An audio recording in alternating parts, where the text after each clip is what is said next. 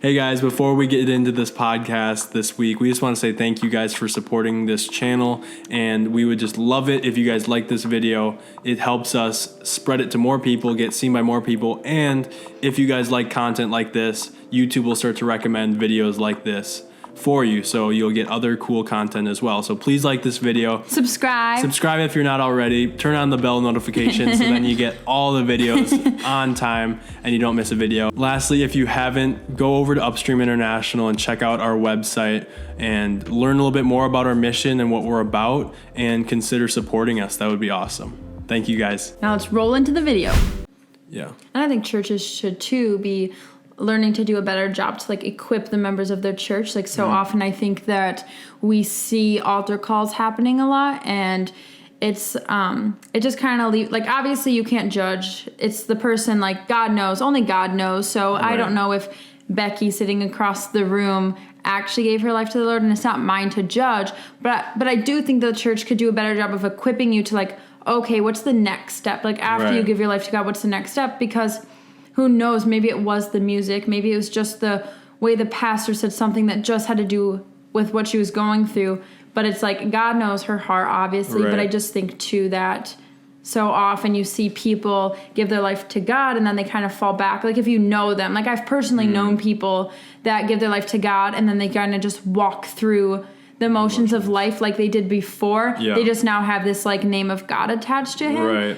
And yes, they should be doing their own research and they should be figuring it out too. But I think the church, we are God's family. We all right. work together, the hands, the feet, everything moves together. And I think, we could probably put too much pressure on the church leaders to do that. Whereas we, the body, true. fellow believers, should be coming alongside new believers too. And one positive note on that, I don't think every church does a bad job at that. I was just saying often because we've been blessed recently with the church we're going to here.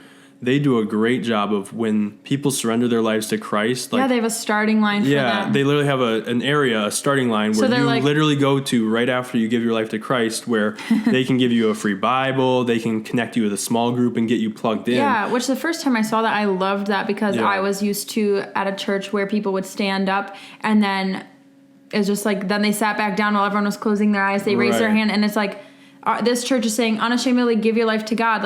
I'm going to make you stand up in front of the whole body of the church. Right. I'm going to make you walk to the finish line because you just stood up. And I just love that, because what does God say? If you deny him in front of your brothers and sisters, then he's going to deny you. And he's going to die. In front of us. So I don't know. I'm not trying to say that all churches do a bad job of altar calls.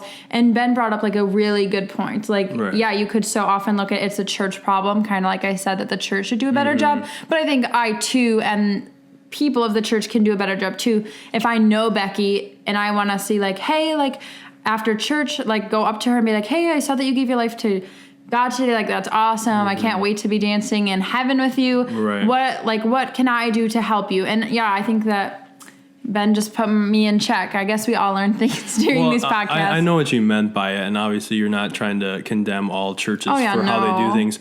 But I think churches and members, pastors, we all just need to step up and love. Yeah, and I think, we want to be people that we're not only talking about these issues, but we want to live it out too. And we want to be praying for our pastors and our leaders, because obviously that job is a lot of stress, and, you're trying to do a lot of things. So we obviously know how hard that is. Yeah, and God blesses a church with a pastor to be able to lead and speak to us. But he also, like I said, we're all members of the church. Right. We all work together, so it's not just on the pastor to fix everyone's problems. Yeah, we all got to come together. For sure.